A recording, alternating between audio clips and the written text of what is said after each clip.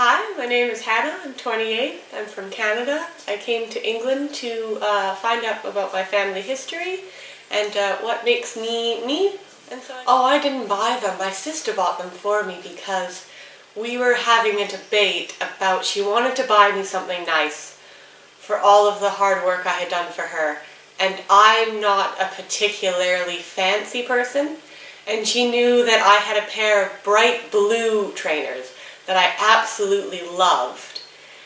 But eventually they fell apart. And she wanted to get me something that made me happy, but still kept an aspect of me about it. So she found these bright green trainers, and she bought them for me, and she said, I know you like to walk, and I know that you like to stand out, even if you don't show it on your face. So I bought these shoes for you, and I hope they take you where you want to go.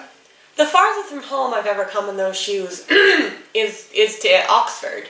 I was wearing those shoes when I came because I don't like to get sore when I'm traveling, so I like to wear very comfortable things. And the shoes are the most comfortable things I have because I wear them every day. I walk a lot of places. They're well worn to my feet. I guess home is where you're happiest, where you have the most love and where you feel the most connected and safe. I say when I can leave work, I'm going home, but I think that's because I'm old enough now to realize that the happiest and most secure and loved place is myself. So wherever I am, it's home. But in the future, I'd like home to be in Canada. I think the most interesting special adventure I had in those shoes was just quite recently, actually.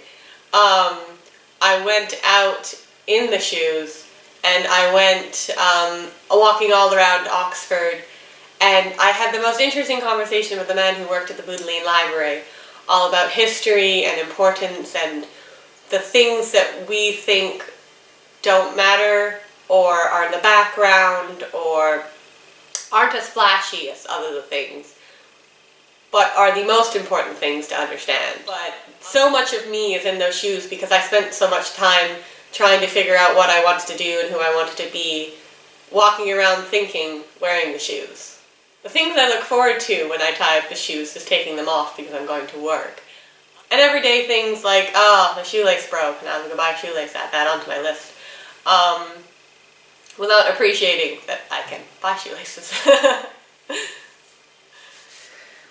Special about Oxford, I think, is the fact that when I walk across the bridge to get into the city centre from Cowley Road, or I walk down by the river near the train station, or I hear the bells of the church, I think I am one of maybe a billion people in the entire history of Oxford who's heard those bells. I am walking the same streets that people have walked for, 700, 800, 1,000 years. And this city has seen all of these people and all of the incredible things of history that we don't think about, but impact our daily lives, which is incredibly different from the city I grew up in, which is only 150 years old at best, and is constantly searching for the kind of history that Oxford has, and inventing it kind of in a way, so it feels more grounded. I think I've imagined myself in other people's shoes too many times, in that I forget that I can't actually be them. So I try to imagine myself in their shoes and then forget who I am, which is not good because then I can't really help people if I'm somebody else. I can only help people if I'm me. Empathy is trying to imagine the other person as complexly as you imagine yourself. And empathy is the ability to connect with someone, but also acknowledge that they have their own journey to go on. So you can feel for them, and you can offer them support, and you can offer them love and companionship, but you can't ultimately fix their problems.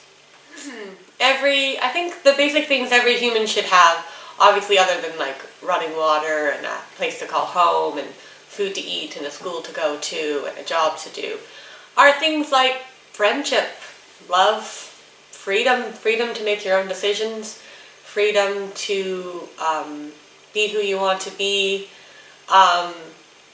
and the support and guidance of someone that you really trust and respect to help you when you don't think you can go on. Oh, I think the freedom to move anywhere that I choose is, I think, the grounding of all of my happiness. I think if I were trapped in a place, I think that would be almost worse than, I don't know, almost worse than anything. I don't have to sacrifice my life for anything other than what I believe in. So I think the ability to leave, the ability to move, is the most incredible freedom, the most important privilege that I have. Well, I would like the Traces mostly to be my children and a lovely family, but I just like people to remember that I was kind, and I was funny, and I was hardworking, and I never gave up.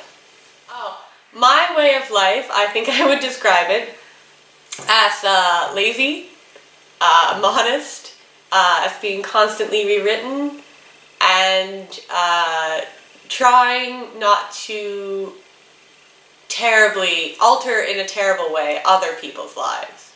Yeah, I think my way of life is unusual for most people, but it makes me happy. What I would really like to be is not scared and not anxious and not uncomfortable with the way the world is. I'd also really like to be happy more days than I'm sad. And I hope one day I get there, but I think that will be a long journey. And then hopefully at the end of that journey I will appreciate the person I am more because I work so hard to be her. I think my most treasured memory was when I was 12 years old. My little sister left home, and it was just before Christmas, and my older sister and I were very upset about this. And when we woke up on Christmas morning, my mom had turned around the reclining chair in our living room, which we thought was strange, and then she turned it around and my little sister was there, and she got to have Christmas morning with us. And I just remember that was the happiest Christmas, certainly that I can remember. And the fact that we all got to be a family again, and that she was the center of our family. I think the realization of that is probably my happiest memory. What I would like you to understand about me is that sometimes my good humor is a front, because I try really hard to have patience and it's difficult sometimes. That I have a very sore body because I like to live sustainably, so I don't pay for massages because I won't always be able to afford them. And that I like the way I look even though I don't dress for it. Where I'd like to go in my new shoes, which is where I hopefully am going, is I'd love to see the world. I'd love to see the four corners of the world and see more of the beauty and the diversity and the sameness that we all have that sometimes we forget.